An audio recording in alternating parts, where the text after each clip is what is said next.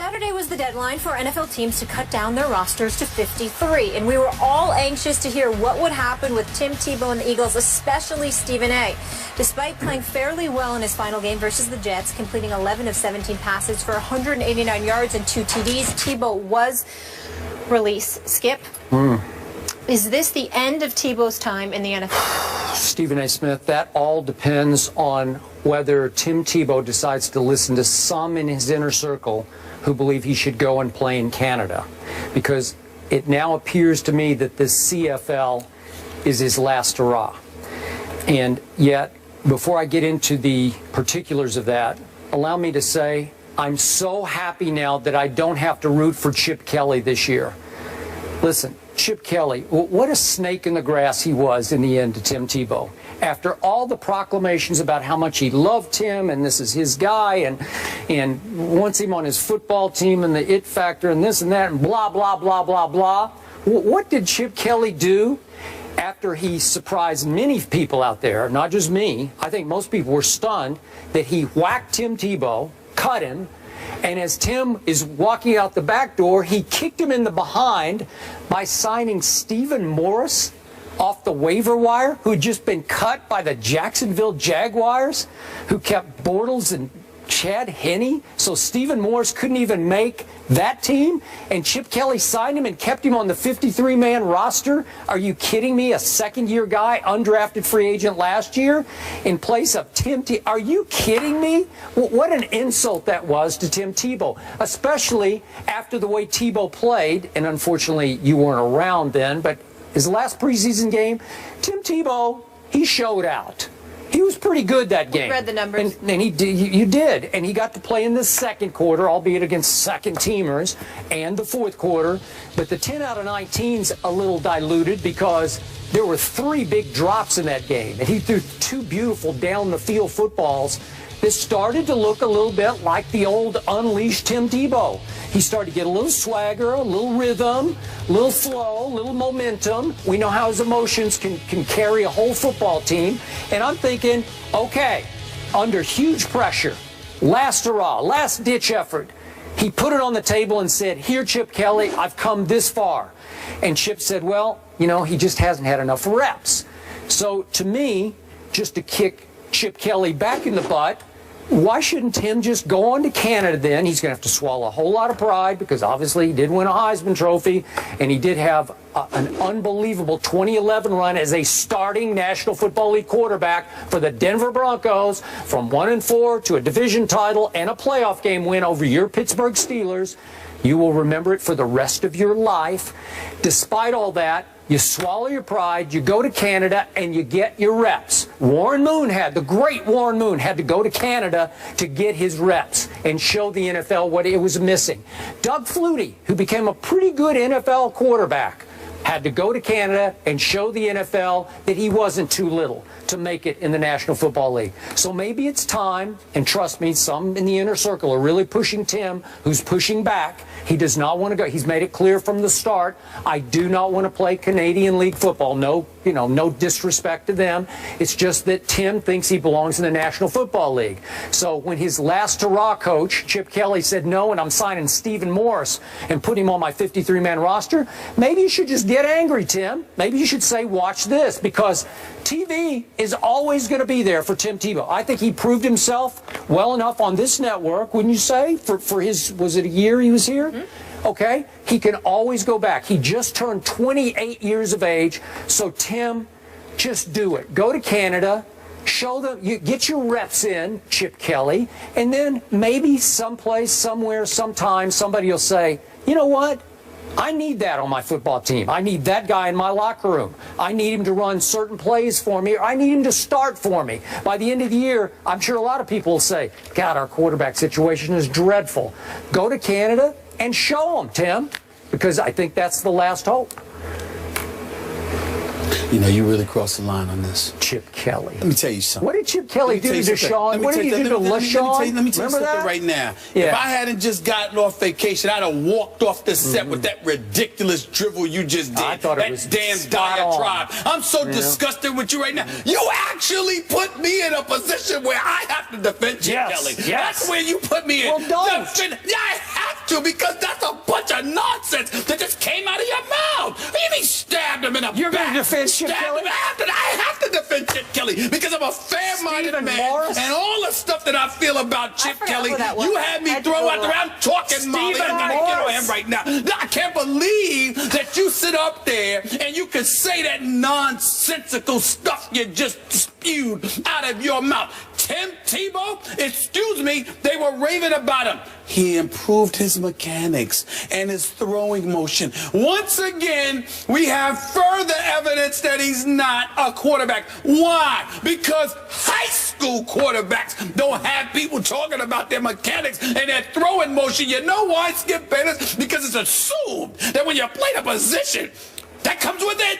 It's the first thing you should have. So the fact that Tim Tebow is going through high school, won 2 national championships in college, went to the pros, won a playoff game, and in 2015, we're still sitting here talking and praising him for his throwing motion and his mechanics. You know what I'm waiting for next? What are we going to praise him for next? The kind of damn cereal he eats for breakfast? I don't want to hear that. The fact of the matter is he looked good in his last preseason game. And you know why it's such a big deal? Because it was a damn aberration. That's why. Because he's Tim Tebow. He can't throw. It's that simple. I like him. He's my friend. Did you watch him in the last game? I want him to come. I want him to come back and work for the SEC with ESPN. I want him to make some money in television. He's a beautiful human being. And if he stays in football, maybe, just maybe, if Tim Tebow wasn't as pig-headed as Skip Bayless, can't deviate, can't move around, can't adjust, can't understand that you can't play quarterback. Maybe you should be a tight end.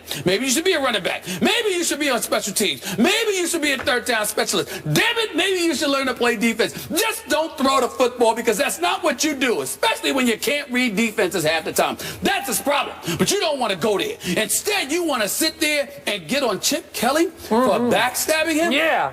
Let me tell you something. Not backstabbing. That's the word you used. That's the word you used. I did not use back. I said he kicked him in the butt as he walked out the door. Hold it. That's what he did. Tim's walking out the back door and Do we kicked him need right in to the butt. rewind the tape? Because I did not use backstab. I don't need to use backstab. That's what I thought I heard. You backstab people you have respect for. Well, listen. Well, you basically feel he didn't have respect, but he once did have respect, which is why you called it backstabbing. Rewind the tape and you remember what you heard. In the end, I have to sit here. You put me in the position where I have to come to. I thought it was a beautiful move. This is the lowest. I'm the defense lawyer over here. As low as you have gone. You put me in a position where I have to come to the defense of Chip Kelly. Chip Kelly did nothing wrong here. He gave the guy a chance. He put him out there on the field. He gave him an opportunity to perform. He wasn't up to snuff. He wasn't up to snuff, which is why you are telling him to go to Canada. You want him to leave the country, but Chip Kelly's wrong for wanting him to leave Philadelphia? What are you talking about? What are you talking about? Chip Kelly did nothing wrong. Tim Tebow needed to go, that is that. Do you even know who Stephen Morris is? No, I don't. No, you don't. I had to Google That's it. Bingo. And I just closed the case. That's where I'm going. What does it say to you that some dude off of Jacksonville, who we've never heard of, gets signed immediately when Tim Tebow can't? Does it not tell you? I mean, Bill Belichick has said no, okay? Bill Belichick has said no. John Fox has said no. Now you got this situation where Chip Kelly has said no. Rex Ryan sabotaged the man when he didn't have a quarterback. And he still sabotaged Tebow. When will you learn? When will you learn it is over? It is done. He needs to play another position. John Fox did not say no. He was able to sign Peyton Manning. He said yes to Peyton Manning. Well, excuse me. Well, some people would argue that Tim Tebow has a better QBR rating than even Aaron the last Rodgers. 5 minutes. The last 5. Oh, stop it. Oh, Do you start understand how ridiculous that sounds? No, it's Can I just a ask you fact. both a question? Can I ask you both? He's got me defending Chip Kelly. Do you think Chip Kelly had any ulterior motives? Do you think he maybe planned on always releasing Tim? It does not matter. I did not think about it, Molly. I'm not giving it a second thought because Tim Tebow should be here. He should not be playing quarterback for a National Football League team because before he couldn't throw. So now he's improved his throwing motion a little bit in his mechanics, but he still can't read defenses. I need you to say this for the record, for tape, for camera. Sure. You're saying that it would be a waste of Tim Tebow's time to go play in Canada? At the quarterback position, yes. Yeah, we're talking about it. No, I'm not talking about playing fullback, okay? I'm talking about quarterback.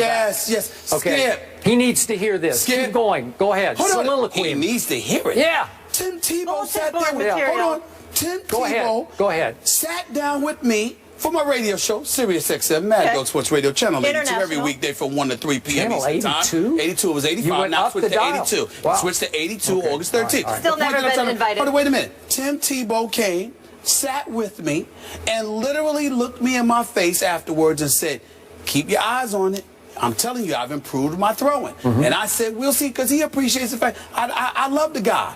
I just know he can't throw. And so he says, I've improved. And he did improve. He did improve. My hat's off to him. But we ain't talking about throwing footballs out there in the yard with Skip or Stephen A. We talking about quarterbacking in the NFL. This brother can't do that.